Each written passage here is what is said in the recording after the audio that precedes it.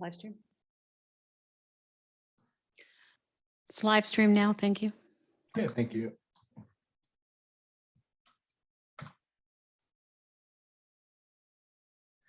Okay, I'm going to call this regular meeting of council to order. First, I'd like to acknowledge that this meeting is taking place on a traditional territory of this Nawas First Nation. First item on the agenda is adoption of the agenda. I'll just make the motion that the February 23rd, 2022 regular council meeting agenda be adopted with the deletions of item 5 and 9D. So that has to do, just for council's benefit, with respect to the scheduled public hearing, as well as the motion as related to that public hearing. So is there a seconder to the adoption of the agenda? Okay, second by Councillor Savage. Any discussion on the agenda? Any additional deletions, additions, corrections? Okay, hearing none, I will move to calling the question. All those in favor and opposed, that's carried unanimously. Excuse me. That takes us on to item 7 of our agenda then. So we're under the consent agenda. We have one item listed. So I'll just make the motion that the recommendations listed for item 7A in the consent agenda be approved. Is there a seconder to that? Seconded by Councillor Savage. I'll just call the question on this item. All those in favor and opposed, that's carried unanimously. All right, so that takes us on to public input period. So through to staff, do we have any registered speakers this evening in relation to the agenda minus the public hearing topic?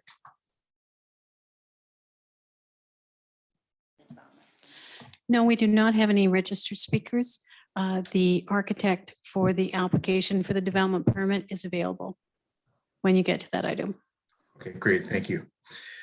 All right, so that takes us on to 9 of our agenda. So under legislative matters, so we have under 9A the development permit application for 6846 Metro Road. I'll just make the motion that the development permit number DP 21-28 be issued to the property owner of 6846 Metro Road. Is there a seconder to that? Okay, second by Councillor Savage. Any through staff, there is, you said there's an individual on the line for this, or through to Director Limshu. Through the Mayor, Council, good evening. Yeah, the application before you is simply to add on to an existing building located on the at the subject property, 6846 Metro Road. The design architect is online to answer any questions that council may have with respect to this application. For those of you that are familiar with the site, there is already an existing building that fronts on Metro Road. The proposed new addition would be developed and constructed to the rear of the existing building. Okay, thank you. Through to council, any questions for either Director Limshu or the architect? So Councillor Gusbert, go ahead, and then Councillor Savage. Thank you. My question through you to staff, to Director Limshu, was this development made possible by the phase 3 sewer, which has just been completed recently? I would venture to guess yes. The availability of sewer certainly allows for additional development to occur on the properties, not just on this property, but also on properties within that general location. Thank you. Okay, through Councillor Savage. Thank you. Through chair to staff, is there any landscaping requirements attendant to this development permit? Yeah, so the architect can probably speak more to that than I can, but as far as this application is concerned, there is treatment for the disposal and the recycle area to the rear, and there's some provision for some minor landscaping towards the rear. Generally, when we look at if we were looking at a vacant property, for example, we'd certainly have a more robust landscape plan attached to it. In this case, where we're retrofitting an existing development, there's very limited opportunities for landscaping, especially in the front, because that was one of the first things the architect and I chatted about to see whether or not we could do anything along the front. The issue is the location of the existing building and its proximity to the street. So it was basically laid out and designed to have the cars effectively back out onto Metro Road, which, and so if you try to put a landscape buffer in, it limits the maneuverability of vehicles on the site. Now, in the future, if the property owner does decide to alter the existing building, I mean, I think there's opportunities there to talk to them about trying to improve the frontage, and certainly landscaping would be a part of that component. Thank you. The only reason I ask is I was just kind of wondering of an update on what is required in the industrial park for landscaping. And I'm not saying I necessarily support the idea, I just was wondering the history, because, for example, one of the last development permits was Independent Diesel, which is now Peterbilt, and they built a retaining wall between the subject property tonight and the Peterbilt property, and this allowed more room for the subject property tonight. At any rate, just because they built that retaining wall, the development permit required them to put in some landscaping. I'm not quite sure why, but if you ever want to see it, just drive in the first entrance. It's on the left, and believe it or not, it costs $14,000 total. So I'm asking more for the sake of not creating a burden for future tenants up there, but for what the latest policy is on landscaping, that's all. Yeah, when you're dealing with a situation where you have existing buildings on a property, and it's sort of a case by case basis. Certainly, it's a lot easier if you're starting from scratch. You can lay out things out differently. I think the other thing too that council's got to consider is the fact that when the existing buildings were constructed, it was predicated on septic. And so, in some cases, the buildings were cited not because it's the best location for the building, but because it was the best location for the perk field. Yeah, thank you. And yeah, I'll certainly be supporting this, and I'd just like to add just how much this industrial park contributes to our community, both in tax dollars and just as importantly in all the contributions they've made towards charitable things involving the community. They're always there to support what one is doing. So any way we can help them, I'm all in for supporting it. So thank you. All right, any additional questions for either Director Limshu or the architect? Okay, hearing nothing, and just in terms of general debate on the motion that's in front of us, or development permit application, anything from council? Okay, hearing or seeing nothing, I'm going to move to calling the question then. All those in favor and opposed, that's carried unanimously. That takes us on to bylaw number 270. So I'll just make the motion that the District of Lantzville Phase 3 sewer or sanitary sewer collection system establishment bylaw number 143, 2017 amendment, open bracket, boundary adjustment, close bracket, bylaw number 270, 2022 be given first, second, and third readings. Is there a seconder? Second by Councillor Gusselbrock. Discussion on the bylaw. I'm good. So through to the seconder, so nothing from Councillor Gusselbrock, and then through to the rest of the council. Okay, go ahead, Councillor Savage. Thank you. I just wanted to first say that I'll certainly be supporting this, and I just wanted to say it was an excellent report that accompanied this in our agenda. I had many questions, and all of them were answered by the report, very detailed, so just terrific. I think it was Director Coates that wrote it.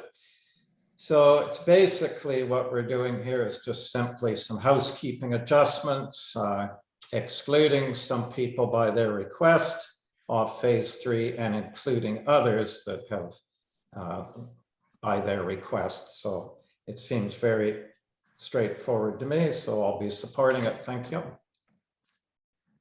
Okay, any additional comments, debate from council? Okay, hearing none, I will move to call into question. All those in favor and opposed, that's carried unanimously. It takes us on to bylaw number 277. I'll just simply again make the motion that the District of Lantzville Phase 3 sanitary sewer collection system local area service parcel tax bylaw number 277 2022 be given first, second, third readings, and further that the parcel tax roll review panel shall fulfill its duties in accordance with the provisions of the community charter, and that council establishes 5:30 p.m. on Wednesday, March 23rd, 2022 by way of a Zoom electronic meeting open to the public for viewing. For viewing in council chambers, Municipal Hall, 7192 Lantzville Road, BC, at the time and place for the sitting of the panel. Is there a seconder to that? Second by Councillor Savage. Discussion on this bylaw. Okay, hearing none, I will move to call in question. All those in favor and opposed, that's carried unanimously. All right, so now we're on to item 9D of the agenda. So, sorry, skipping that one, that was deleted. On to 9E of the agenda. So bylaw number 284. So this is Councillor Savage's recommendation. Through to you, Councillor Savage. Thank you. That second reading of District of Lantzville zoning bylaw number 180/2020, amendment Village South special area plan zone bylaw number 284/2021, given October 6, 2021, be rescinded. And seconder to the motion.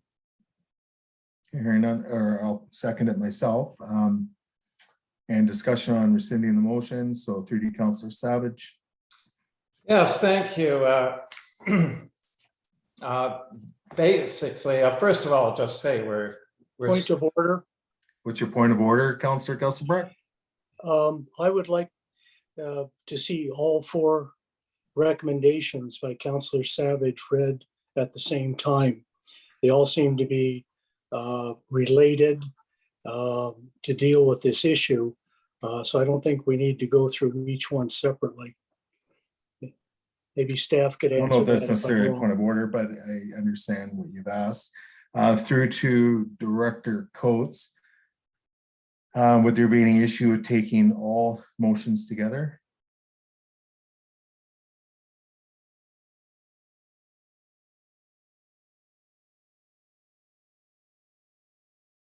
And you might be on, well, maybe you're not on mute, but Am I muted?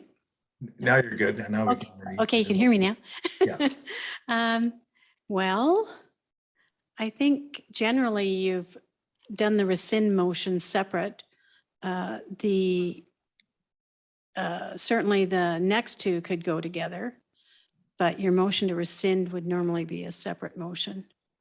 Yeah. And then once there's been agreement that you're going to rescind the second, then you'd move into the motion 2 and 3, and those could be combined. Mhm.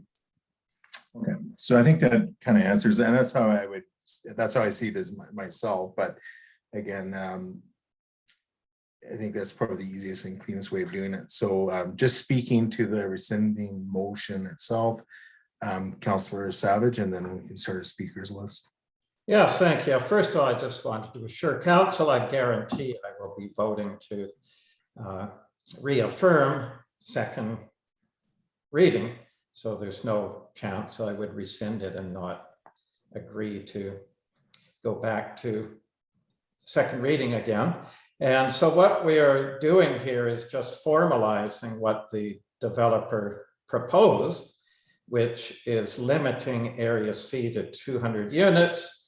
So there's now a definitive number of units being proposed. By putting it in the proposed zoning, residents will now have certainty as to the maximum units that the zoning allows. So that's all we're trying to achieve here, is certainty of numbers and doing what the developer requested. And without this certainty, we're back to the zoning allowing the unknown. So that's the reason for it. Thank you. For myself, that's suffices the reason why it'd be getting rescinded. So additional speakers. So Councillor Proctor, go ahead. I think that rescinding this is a good idea, because I believe that putting this limit in the zoning bylaw is the most transparent way for us to deal with this. And the developer has offered to cap the number of limits, and I think that we should deal with it in an honest, forthright, and transparent manner, and that would be putting the limits in the zoning bylaw. Any additional speakers to this item? And I think staff had sent out, or Director Lynch had sent out an email to all the staff indicating, I think Councillor Gusbrecht had a question regarding this. And the recommendation was this would probably be the most transparent way of actually moving forward in this process. So if I'm not mistaken, so I don't have the email in front of me. All right, so if there's no further debate on this, I'm going to move to calling the question on the rescinding. So voting in favor of rescinding. So all those in favor and opposed, that's carried unanimously. So that takes us on to the amendment. So Councillor Savage, go ahead. That District of Lantzville zoning bylaw number 180/2020 amendment, Village South Special Area Plan Zone bylaw number 284/2021 be amended in Schedule 1 to bylaw 284/2021 as follows, by inserting after subsection 4, number 5, notwithstanding subsection 4, the maximum number of dwellings within Area C not exceed 200 units, and renumbering the remaining subsections accordingly. That District of Lantzville zoning bylaw number 180/2020 amendment, Village South Special Plan Area Zone, bylaw number 284/2021 be given second reading as amended. And second by Councillor Gusselbrecht. Discussion on the motion. So through to the mover, and then we'll go to the seconder. So go ahead, Councillor Savage, if there's anything further. Nope. Okay, through to Councillor Gusselbrecht as a seconder. And through to the rest of the council. Okay, hearing or seeing nothing, I will move to calling the question. All those in favor and opposed, that's carried unanimously. That takes us on to bylaw number 298.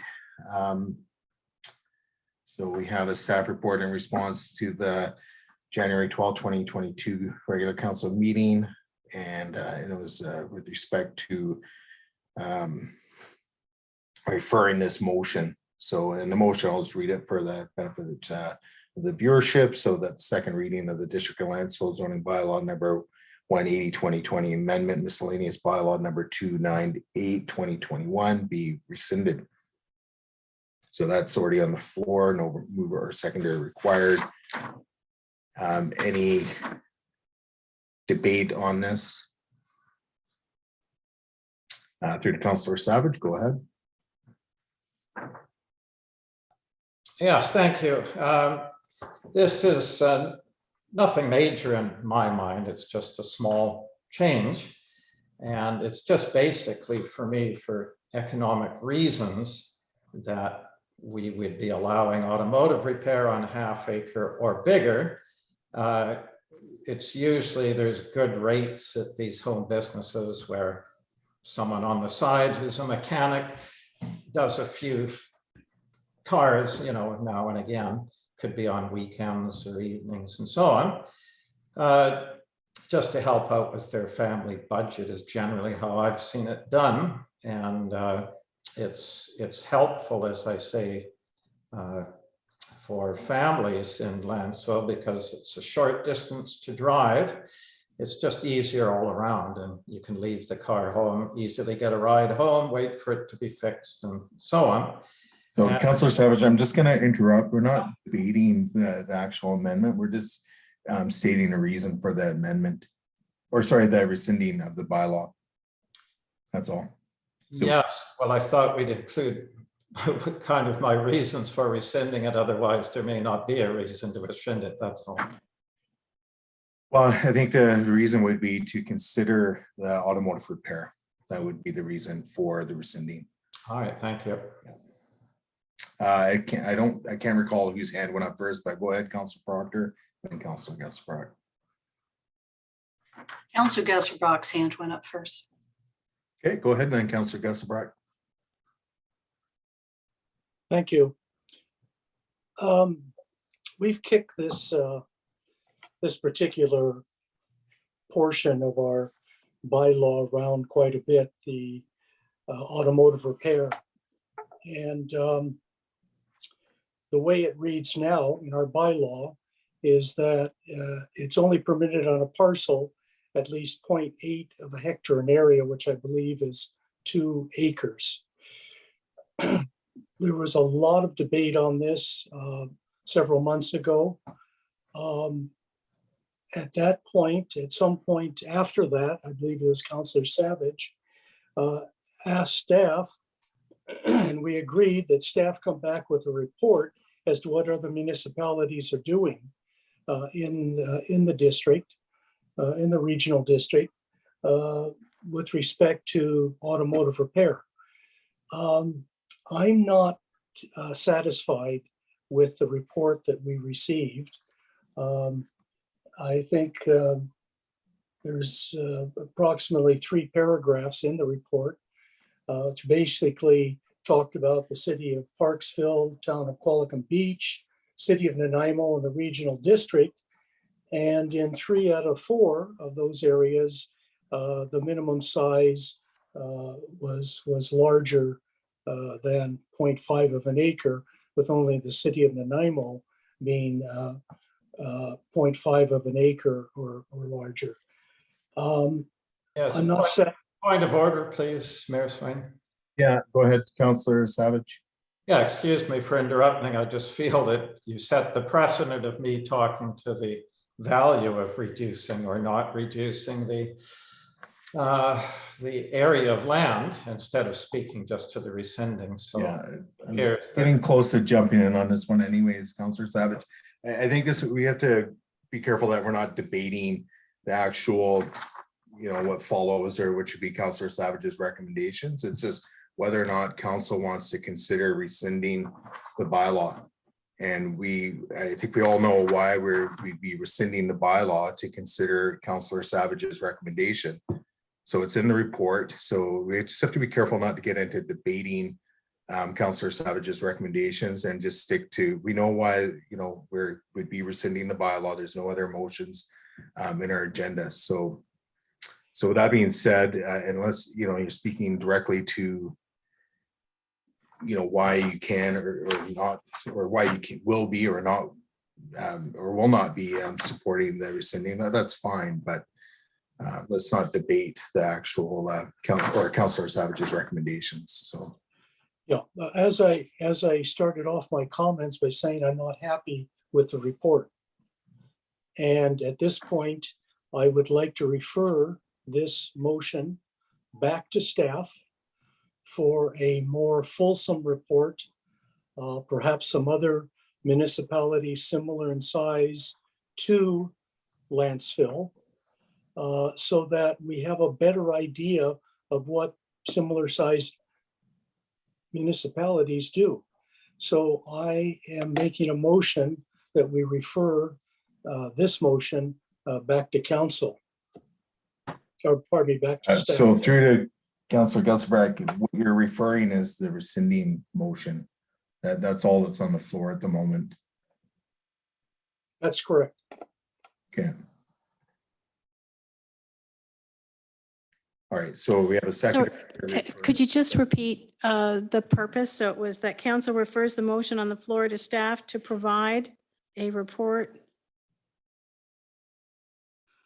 on? A more fulsome report with respect to the size of automotive repair shops in other municipalities other than the ones mentioned in this report.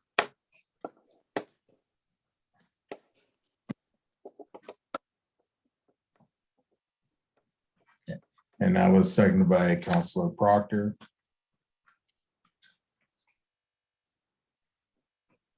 Okay.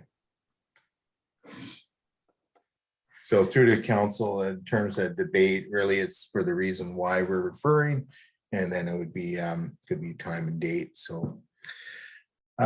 So through to the mover, so Councilor Gusselbrook, any further discussion on the reason why to refer? Well, I think I've set out my reasons why. Okay, and then Councilor Proctor. I think that we need a more fulsome report from staff. In addition to what Councillor Gesselbrock said, I would like some information about the size of the shop that's allowed. I have an impression that in Nanaimo on a half-acre lot, you can have an auto repair shop, but I don't know what size that is. That information would mean a lot to me. And they also have just recently changed this rule.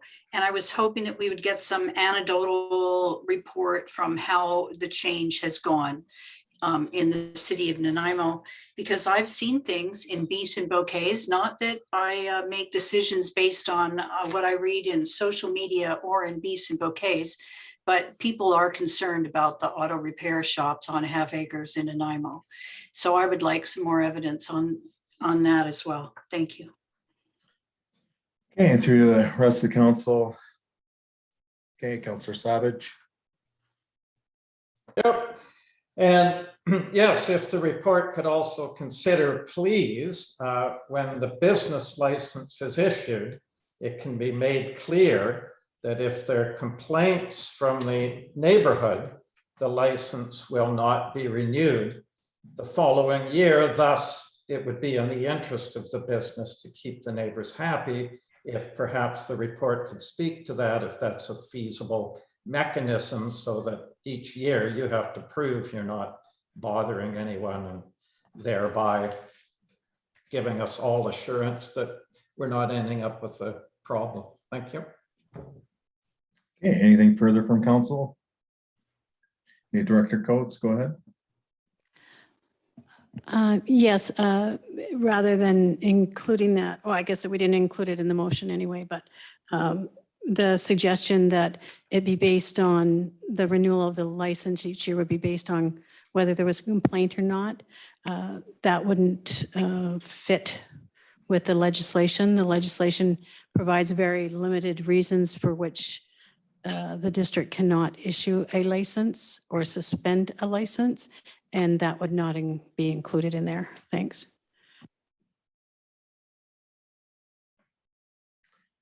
Okay, unless there's anything further, I'll call the question. So all those in favor and opposed, and noting Mayor Swain's opposed, the motion carries to refer.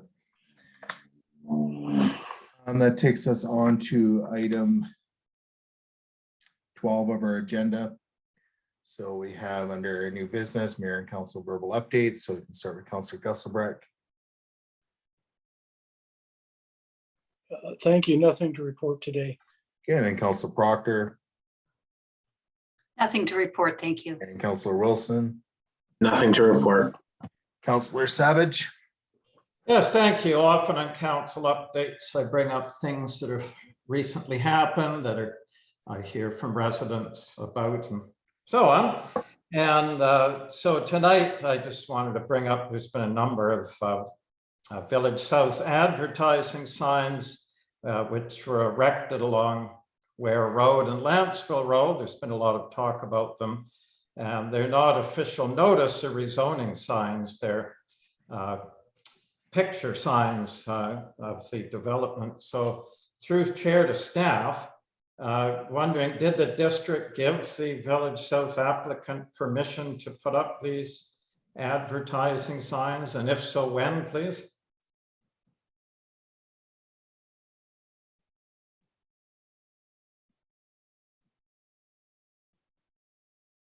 Mr. Mayor, through the council. There were no formal permits issued with respect to the signs being referenced by Councillor Savage.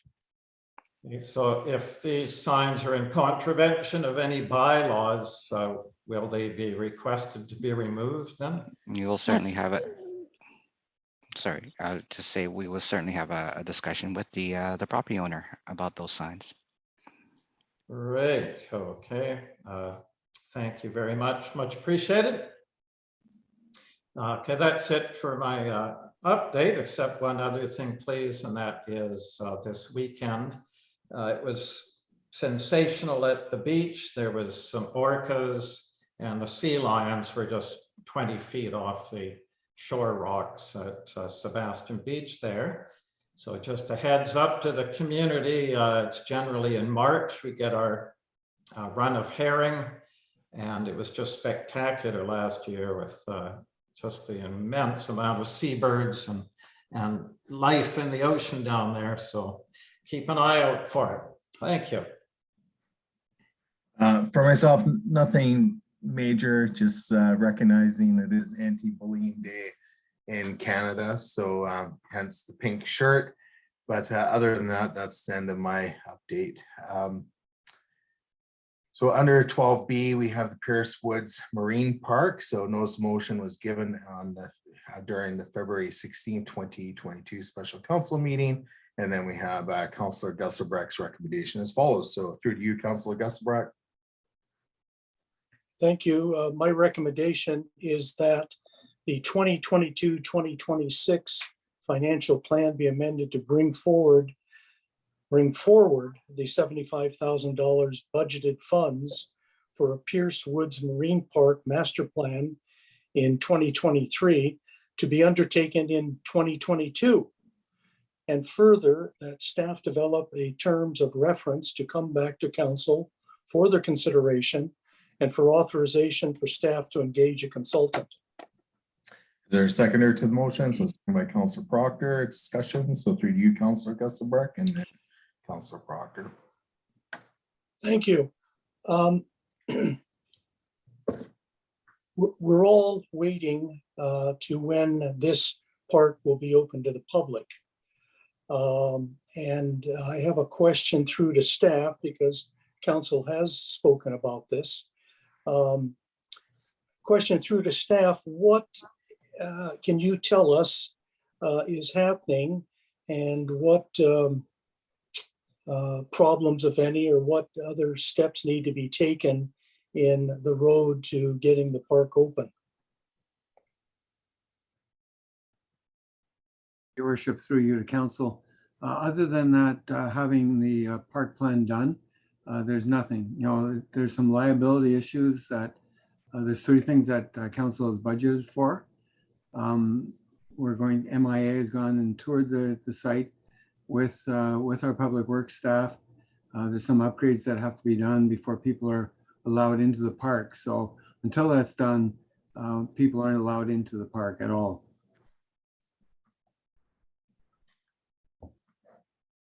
Thank you.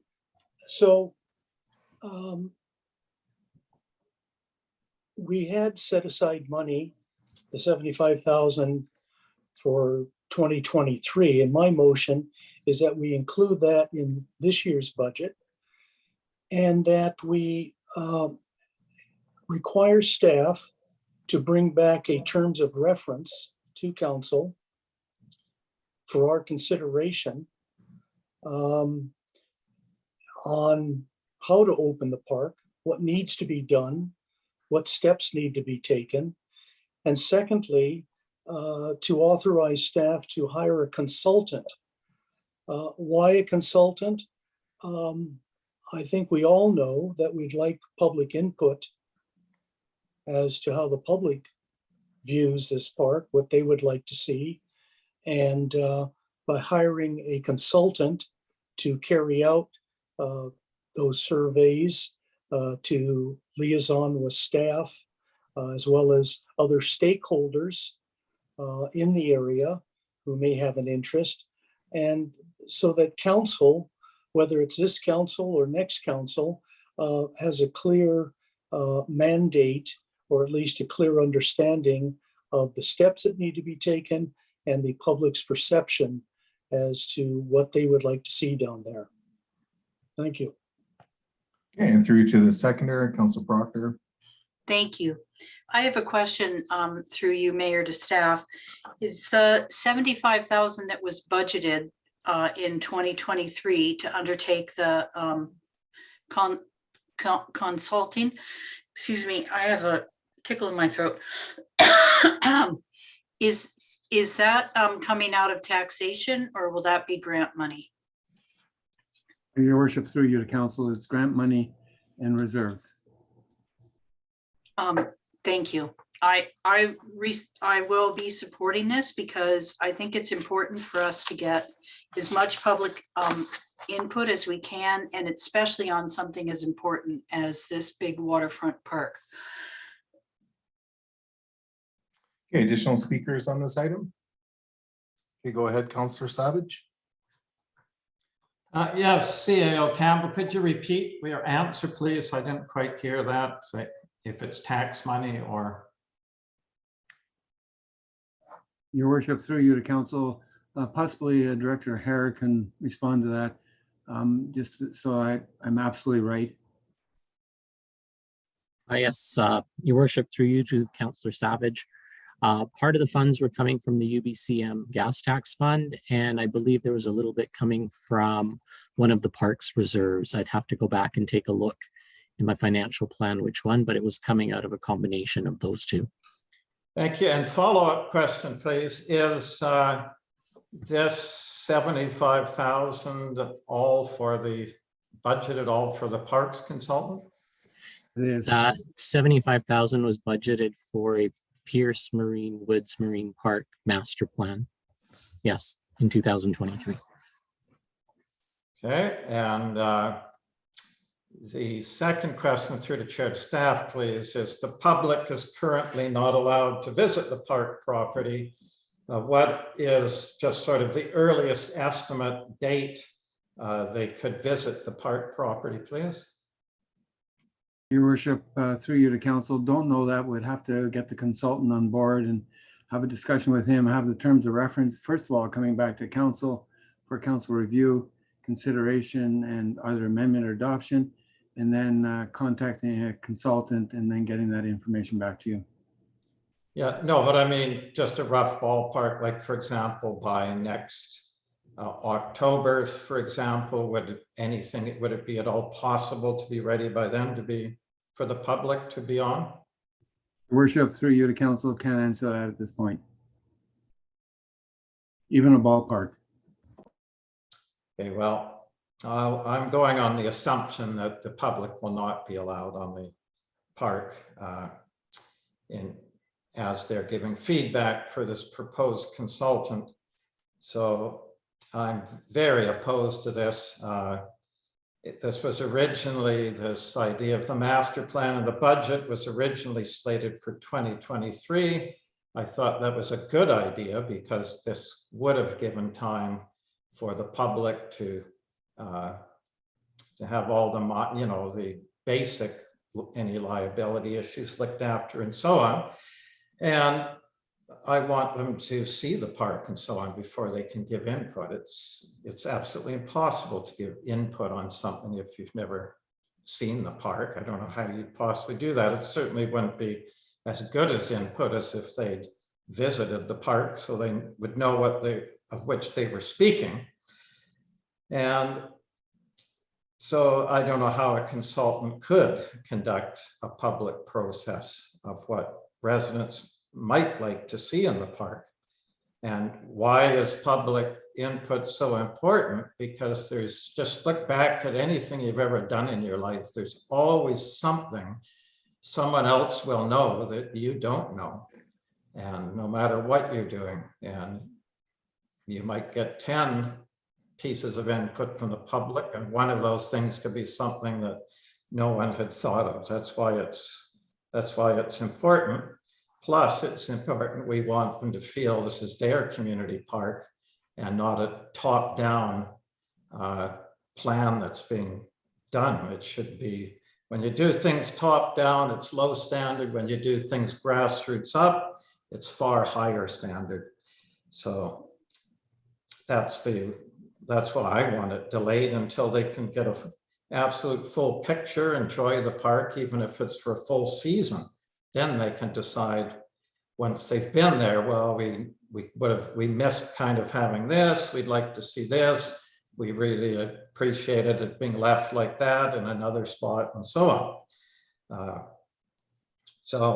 And I don't believe anything about most consultants being either useful or being experts. That's simply my opinion and observation in the past.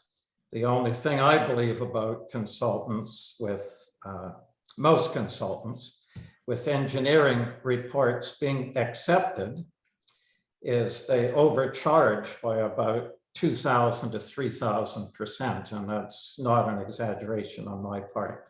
The reports can cost 20,000, 50,000, 75,000. It sounds like we're in the 75,000 range for this, when they are worth, to me, perhaps $2,000 to $4,000.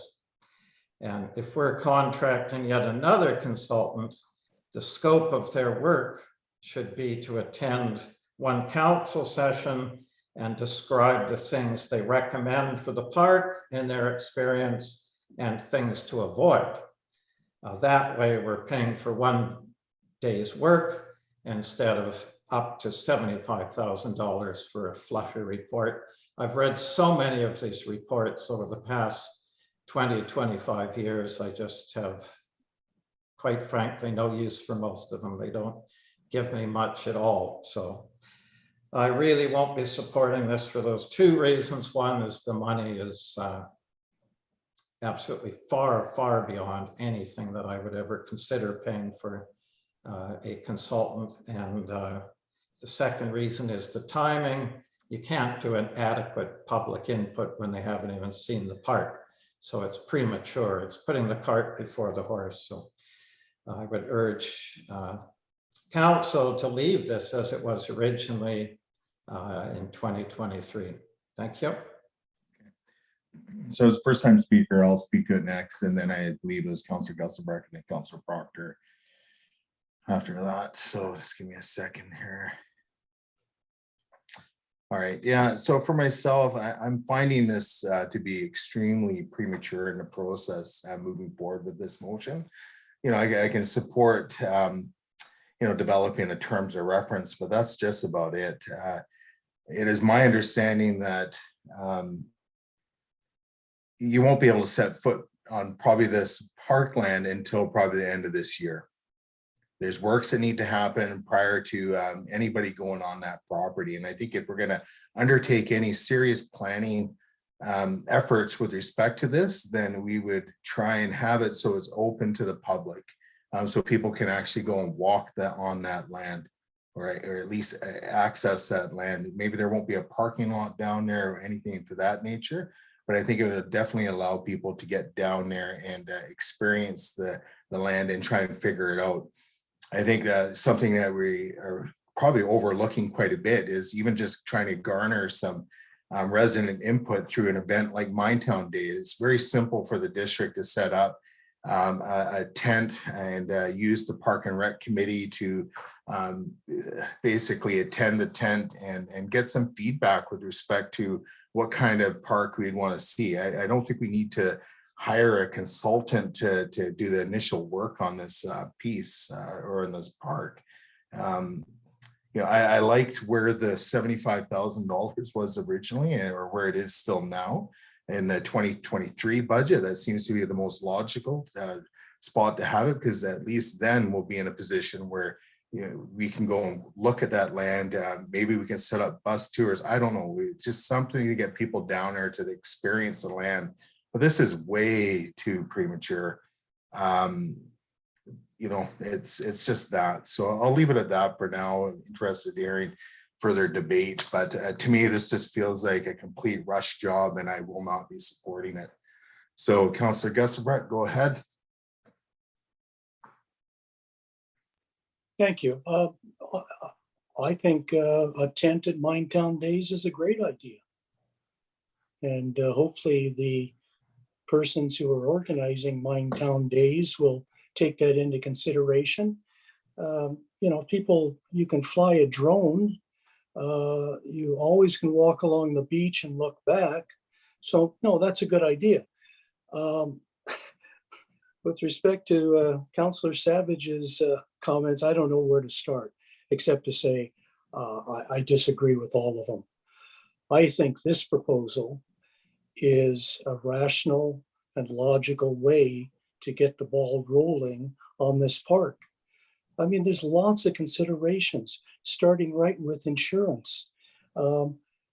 People start going in there, who's going to be there? The homeless are going to be down there. And then the neighbors will be screaming because there's encampments opening up, unless it's absolutely regulated right now until a game plan is come up with. What happens if they burn down the buildings on there because there's squatters sitting in there? This all has to be taken into consideration. And that is the reason that I think we should get started on this now, bring forward the funding from 2023 to now to start formulating a master plan. There's lots of steps involved on this. I'm very much in favor of doing this now. Thank you. Okay, Councillor Proctor, go ahead. Thank you. Through you to staff, I'm wondering if you anticipate that the consultant will also be developing the master plan. If we have a consultant starting to engage the public, will that consultant also be making the master plan? Because the $75,000 is to, the end goal of it is to have a master plan. Your worship, through you to council, yes. Thank you. I think that this plan is totally rational and logical. We've spent a lot of money acquiring a marine park that nobody's going to be able to use until we add some amenities to it. And we don't know where to start. And I suggest to you that we're going to have a master plan that we won't be able to afford, but at least it'll give us a starting point. We'll know what people want first. Do they want a parking lot? Do they want washroom facilities? I don't need to go down to the beach to tell you that I'd like to be able to use the toilet while I'm there. And I don't need to go down to the beach to be able to tell you that I'd like to be able to park. And I think that $75,000 for a consultant to develop a master plan that the community would support how we move forward on this plan is totally reasonable. And I think that it would be really remiss of us to put this aside for a whole nother year. Then the park opens, we don't have a plan, we don't have any facilities, we don't have anywhere for people to park, we don't have any bathrooms for people to use at the beach. Then we spend a whole nother year getting a report and a whole nother year getting started. So what we're actually doing is taking the money we spent to buy that park and flushing it down the toilet because nobody can use it for another couple of years. So I think that starting now so that we have some skin in the game and we have an idea of where to start with this park is an excellent way for us to move forward. Okay, Councillor Wilson, first time speaker, go ahead. Yeah, I'm just a question to the Councillor Savage. How do you envision people using the park over the next year? I feel like what you're wanting to do is to delay to give people opportunity to go onto the park. I'm just not sure from my knowledge that through these meetings that like that would be able to be done. I think that there's a lot of liability issues with respect to just like opening up the park for people to go onto it without yeah, well, I'll let you answer the question, just how you envision people using the park for the next year. Yes, thank you. Yes, basically, we look after the liability issues, which will be given by the Municipal Insurance Authority. And you put up a couple of porta potties, so there will be bathrooms there, and you let people enjoy it. And after a summer of swimming or a spring of thoroughly investigating the park, walking around it, then they can have a good knowledge of what they'd like to see there. And then you set your sights on what's needed and see how to accomplish them and slowly do them so the park's continually improving. And you measure as you go with public feedback and so on. So that's my idea. Okay, go ahead, Councillor Wilson. Just now taking Councillor Savage's answer through to staff, is that even a possibility? I kind of look at opening up a park to the public, like that there would be a lot of, call it red tape as far as liability is concerned. I mean, would we even get insurance for people to be walking or to be on the property as a park? Isn't there a lot of things that we'd have to do in order to have it become a park that the public could even visit? So through mayor to staff, if you could please answer that question, if the public would even be able to enjoy it without making certain changes to the park. Your worship, to Director Coates, could you answer that one? Am I muted? Okay, I'm back on. Yes, certainly the district staff has a responsibility to ensure that we're not putting the corporation in any kind of liability. The original media release that went out said the public is asked not to visit the new marine park just yet. This is because the district, as the new owner, must now assess any existing liabilities on the property, consider parking access improvements, and prepare the property for future public access. Certainly the site is not prepared yet for public access. We have a list of things that and due diligence that we must complete before we can recommend that to council. And having the assistance of a professional park planner through this consulting contract would certainly assist us greatly in that process. So no, we did not anticipate any public access this year until this work is done. Your worship, through you to council, if you remember at the last council meeting, Director Spears indicated that this work had to be done before anybody could get on the park, the liability work through MIA touring the park. So the park, as far as we're concerned, until this work is done, it can't be done or can't have public into the park.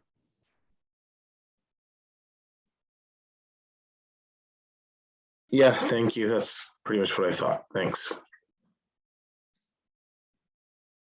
Yeah, for myself, I feel like there's a lot of information being thrown around right now.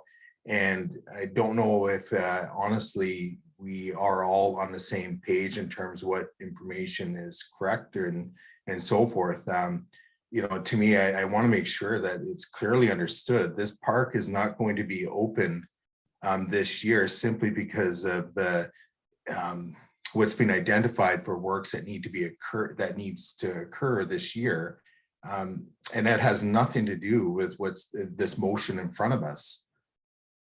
So the reason why the park's not opening is, again, we don't have that information included in our agenda. It's just simply there's some stuff that staff needs to do in order to make it accessible so there's no liability issues.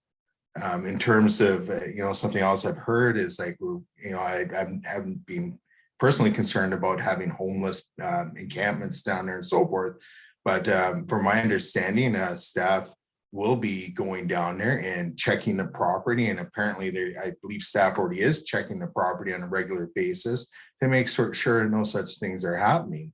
Apparently there has been a gate installed down there to block access. But the park is closed, and it's going to be closed for the remainder of this year, and the public is not allowed to access it. It's that simple. Like for myself, I'd rather see this motion get referred to a future meeting and have a more fulsome set of facts and information accompanying this motion so we could make a better decision on how we're moving forward. It was initially set up in our budget for 2023 to deal with it then. But rushing forward now doesn't make a ton of sense. Huddlestone Park wasn't done in a year, it wasn't done in 2 years. I think it's probably taken 2 decades. Doesn't mean we don't need a plan, but I fail to see why we are rushing ahead. And again, I feel like I don't even have all the facts, and the public doesn't have the facts to evaluate what we're doing here either. So as it stands now, I simply can't support the motion. I could support a referral motion to a future meeting where we do get a staff report accompanying this to outline everything that we know about this park thus far and what needs to happen now and what needs to happen into the future. But I don't feel like we have enough information to really make a good sound decision on moving forward. Through the rest of the council, any further debate, comments? Councillor Savage, go ahead. Thank you. Yeah, the one thing I want to make clear is you don't need to spend $75,000 to find out how to get the park ready for the public, because I believe staff already has all that information of what needs to be done. And after they do everything to make it public ready, then you can hire someone if you want that's maybe well versed in this. It might be a MIA representative, a municipal insurance authority representative. It might be some other someone that has expertise in liability issues with public spaces that could come and do a one-day visit to see if there's anything that had been left. But none of that even approaches $75,000. So that's the key to me, get it public ready so that the liability issues been looked after, and once the public can be on it, see it, use it, etc., then we can go from there to have a proper public input period and see who's really is needed to formulate. I'm not quite sure why it's called a master plan, but to formulate a plan for the waterfront park. And I'm quite sure that will evolve over the years.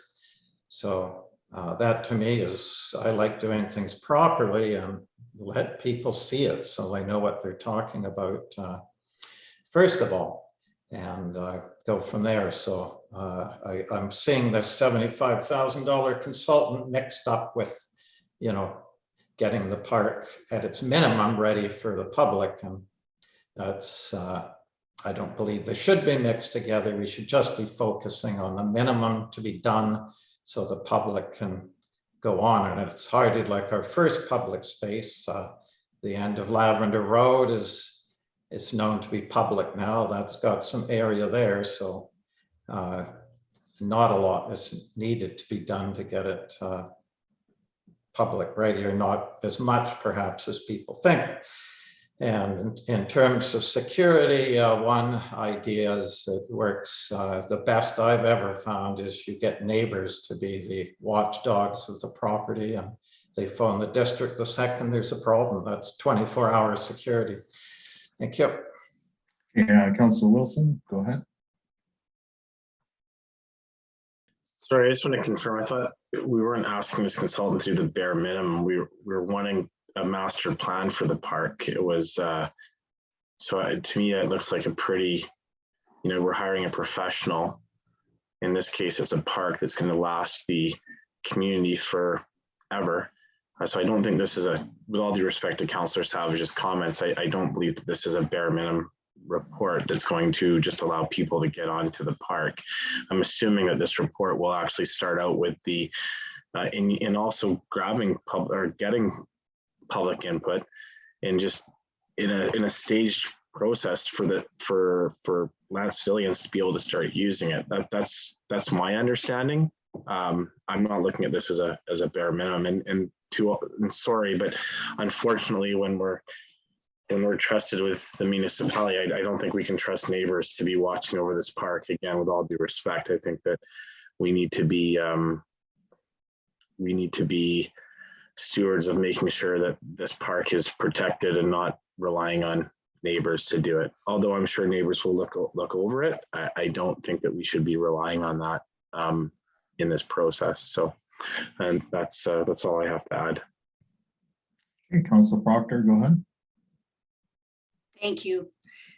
In all due respect, I would like to say that I like to do things properly, and it is my belief that everyone on council wants to do that, and I respect everyone's wishes in that regard. I think that the proper way to do this is to hire somebody that's got some educational background in planning parks and consulting the public. I think we need to get moving on it so that we at least have a place to start when we're ready to open the park up to the public. And we have a well designed, professionally created plan by people that know how to get public involvement and how to create plans. And also, in due respect, I feel that I have all the information I need to make this decision, or I would have asked for more information. So I think that we're doing our due diligence for the community by starting to plan this very expensive waterfront park properly. Okay, any additional speakers? For myself, just in closing, and then go to you, Councillor Savage, is again, I won't be supporting this motion. It's for reasons I've already stated. You know, in my opinion, how can you really engage the public when they can't even set foot on it? And that's not going to happen until 2023. Let the process unfold as it was intended to unfold in 2023. Why we're moving ahead with creating a park master plan in 2022 and you can't set foot on it, it baffles me. And you know, I would like to go down there, and I think the only way you can truly experience that property is to go down there, and then you'll decide, or the community can decide, you know, what kind of park they want to see. Do they want to see it as just a natural passive park? Do they want to have playgrounds down there? You're not going to know until you're down there. It's a stunning piece of property. We got one chance of doing this right, and we're cutting the public out. And doing a drone video and, you know, walk the beach and look up, and the property doesn't do it any justice. So those are my closing remarks. I will not be supporting this. Go ahead, Councillor Savage, and we got Councillor Wilson. Yes, thank you. I just wanted to clarify what I was saying, and that is I was just suggesting a two-step process here. Number one, we do the bare minimum so that people can visit the property and see it, live it, experience it, and they'll know what they want. And then number two, we can do a more fulsome plan. That's all I was saying. Do it in those two steps. I wasn't trying to suggest that the end plan was to do the minimum. I'm just saying do the minimum first so people can get on it. And then the second quick thing is with the security, the idea is the neighbors add to the security. They don't replace it. So you know, you can't help but increase the security by adding neighbors in addition to staff members checking it out regularly. Thank you. I won't be supporting this for those reasons. Thanks. Okay, go ahead, Councillor Wilson. Thanks, Councillor Savage, for your clarification on those two things. I guess, you know, I think at this point, I would entertain referring this to another meeting, only to get a little bit more information. I think that this park is one of those things where you have, it's like little kids wanting to open up their Christmas presents on Christmas Day. They're so excited. And my worry is that by pushing this till 2023, is that simply what will happen is we'll delay the ability for people to enjoy the park to 2024.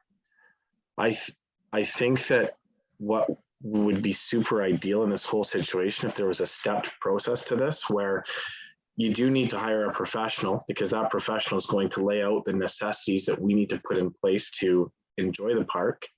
And listening and echoing Councillor Savage's comments that particular consultant could lay it out where the public can start to enjoy the park, and then they can, and I'm sure that consultant would then involve the public with respect to what do they want playgrounds, do they want it to be left as green space. I think that all of that can be accomplished here. I don't think that this is a do or die decision, and I would like input from staff on this. because I'm just worried that if we push this down the road, the whole point of bringing this to the table now, rather, I should say, is so that we as the public can enjoy this park sooner and to go and experience it. So I guess I would ask staff now through the mayor, is that the idea where this consultant is hired, they lay out the steps for us, they get the park they accomplish the necessary steps that allows people to go on it, and then will the public be able to give their input then? Isn't that the whole point of this from the meeting that we had, I think it was last week on this? I'm just looking for clarification. Worship, through you to council. The concept is to have a consultant, get public feedback, as well as talk to council members, so that council can give staff direction on what they want to see done within this park. Because at this point, from a staff perspective, we haven't had direction from council other than the survey of the park, the 2 surveys of the park that we're undertaking this year. But we've had no direction of what kind of park it's going to be, what council wants to see in the park, whether it be washrooms or not washrooms. So it's really to get a consultant to get public feedback, to come back to council, and to give council some ideas of what they've heard from the public.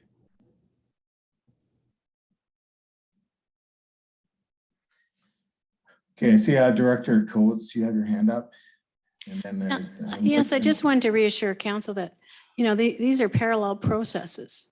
We are not stopping the work we're doing in our due diligence to ensure that the work that's necessary is done in order for the site at some point to be accessible to the public.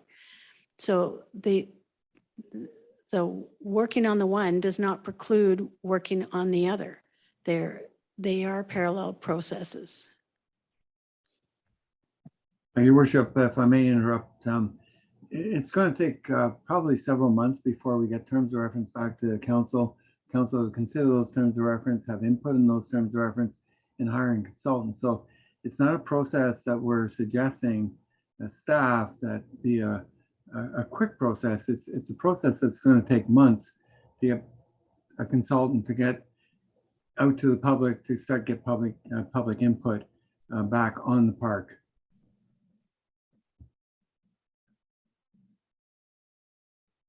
Okay, so I believe it was Councillor Savage and then Councillor Gusberg and Councillor Proctor.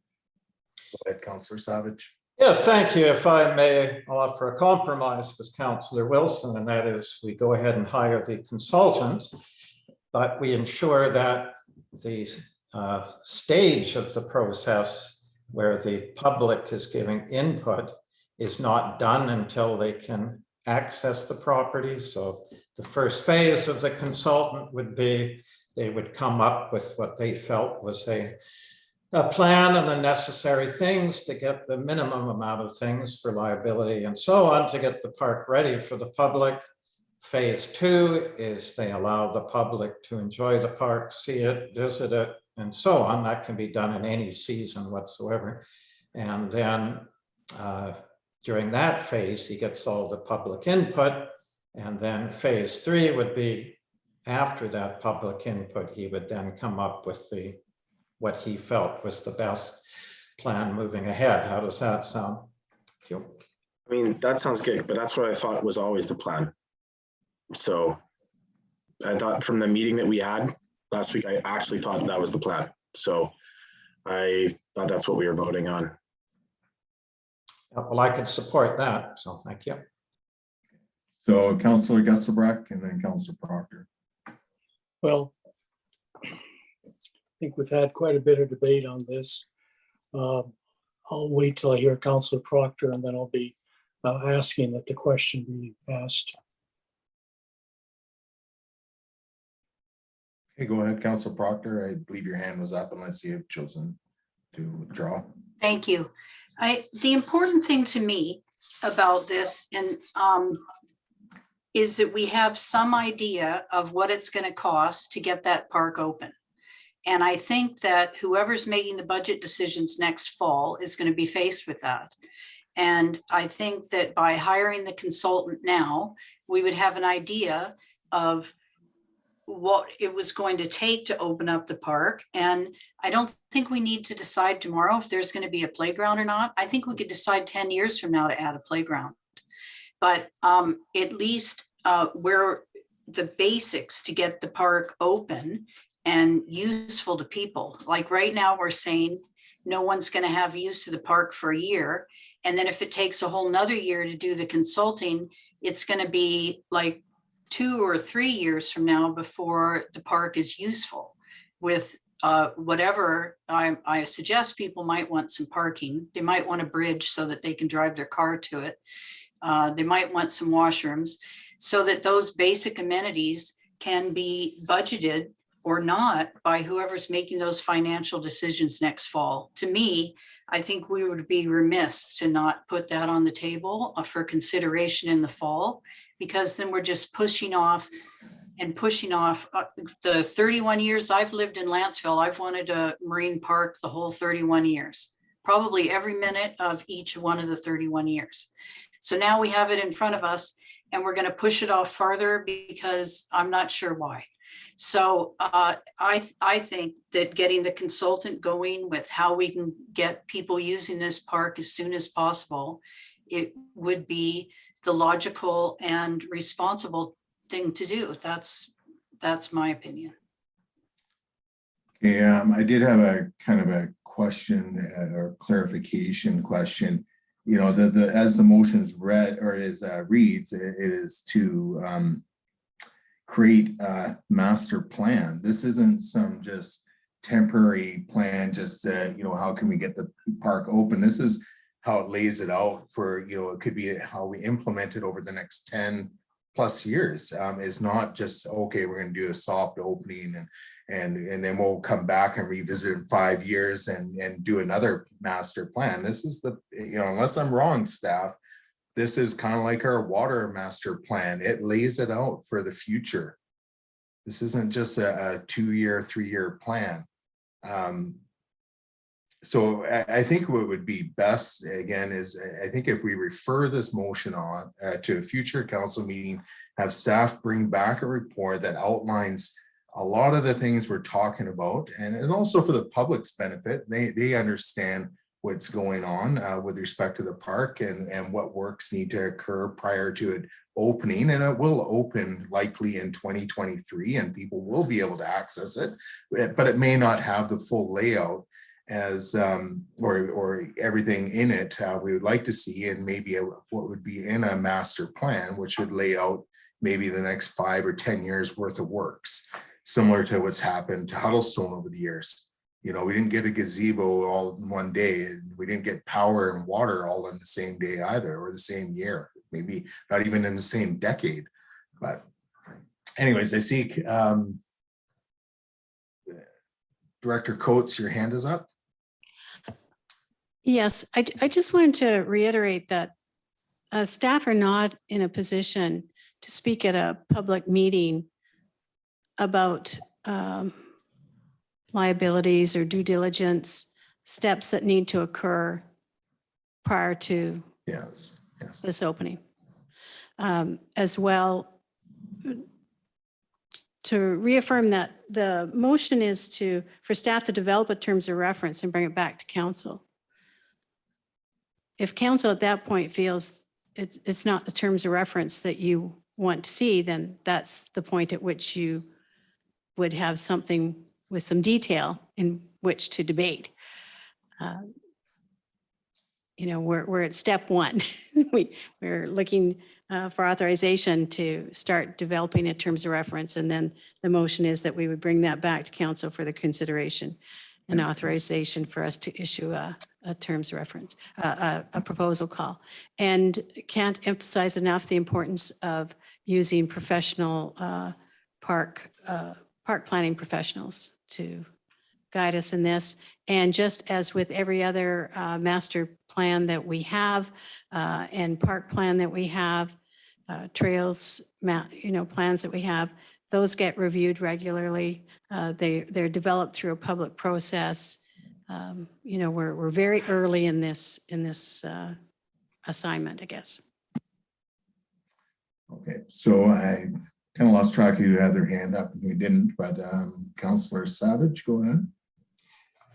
Yes, thank you. If I may make a suggestion, please, or somewhat of a friendly amendment, that if we can get consensus that the portion of the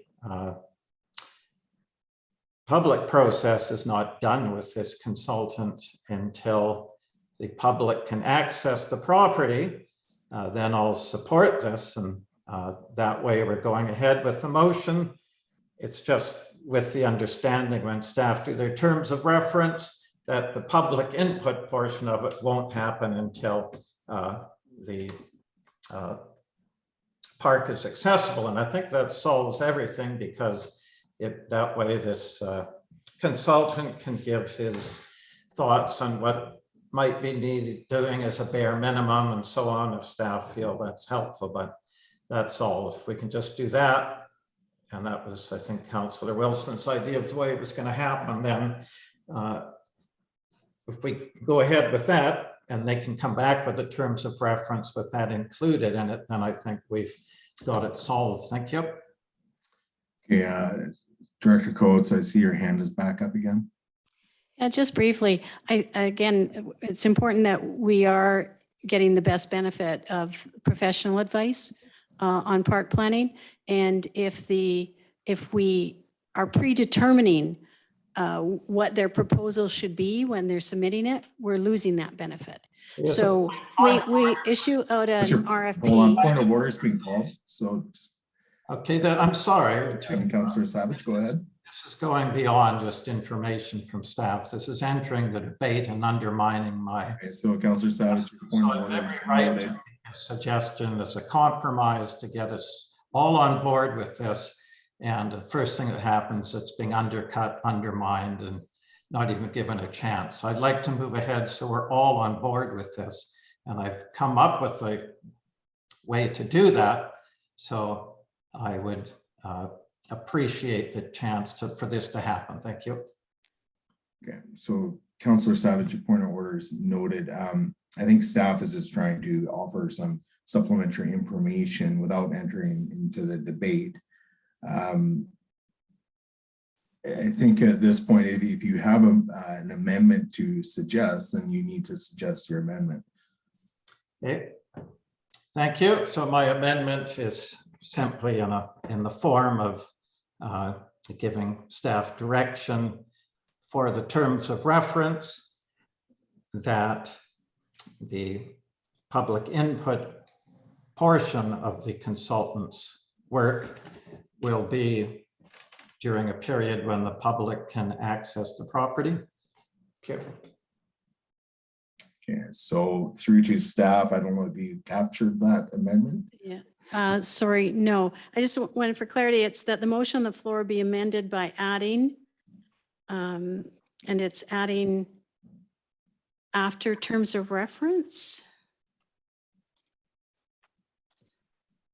It's the type of amendment where we're just adding that we're directing staff in the terms of reference to include that the public input portion of the consultant's work will be done when the public can access the property.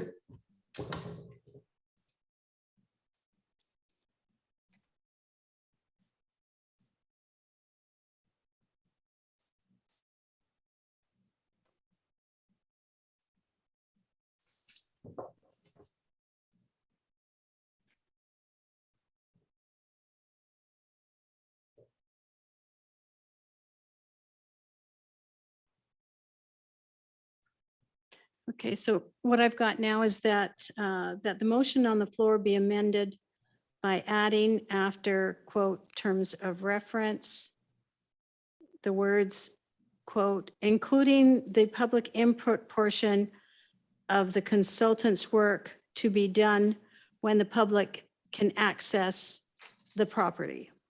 Thank you. We have a seconder to the amendment, proposed amendment. Okay, second by Councillor Wilson. Discussion on amendments. So through Councillor Savage, is there anything further to add? No, I'll just add that I'll be very, very pleased if we can all move together on this as one, and that we have consensus on it. I think that'll be wonderful. Thank you. Okay, and through to the seconder, Councillor Wilson. Well, this is how I always thought it was going to be done, but I think we also do need to be mindful that, you know, if I'm hiring someone if I'm landscaping my backyard, I like to have somebody, I do really trust a professional and their recommendations and their guidance, because this is what they do for a living and they've seen multiple different scenarios. And so, yeah, I think that the public can have input, and all input will be considered, of course, but I think that we have to also be super mindful that professionals are quite calmly there because they've earned the right to be good at their profession, and we should trust their advice. And that's all. Okay, and through to the rest of the council. For myself, I can, go ahead, Councillor Proctor. Is my raise hand feature working or? Yeah, I can see you raise hand, but that was up before Councillor Savage made the amendment. So if you wanted to speak to the amendment, this would be the appropriate time. So if you wish to speak to the amendment, go ahead. That's why my hand was up. Thank you. I think that the consultant needs to put something in his report about how people can be consulted after the park is open. But I would like to hear what the consultant has to say about getting some input in the initial stages. And I think that this, while this amendment kind of captures the essence of what I would like to see in a collaborative decision that we move forward together as one with, it doesn't capture all of it, because I would like to hear how the process that a consultant would outline for us and how they see this moving forward with the constraints that we have and all of our concerns, so that we could move together as one, because that is all of our objectives all the time. I respect that about everyone on council. Thank you. Okay, I'll speak to it next. Yeah, I can support the amendment. I think it's kind of captures my concern, and it is important for this council to move forward together on this. Most definitely. I think you know, the way I see this probably unfolding is probably as we get towards the end of this year, that's probably we'll probably have something from the consultant, I'm guessing, that would probably indicate what the public engagement process would look like as we near the park being open to the public. And it's you know, blank canvas kind of way, but yeah, I think this is a good step forward. So unless there's any further comments or debate from council, I will call the question on the amendment. Okay, hearing or seeing none, I will call the question. All those in favor of the amendment and opposed? Okay, I'll consider that as carried unanimously. Now we're back to the main motion as amended. Is there any further debate with respect to the main motion as amended? Okay, I will move to call in question. All those in favor and opposed? Okay, none opposed, so that's carried unanimously. Carries. All right, so that takes us on to item 13. We have the introduction late items. Any late items to introduce? Okay, on to 14. Any notices of motion? And lastly, any public clarification? I don't know if anybody's registered to speak.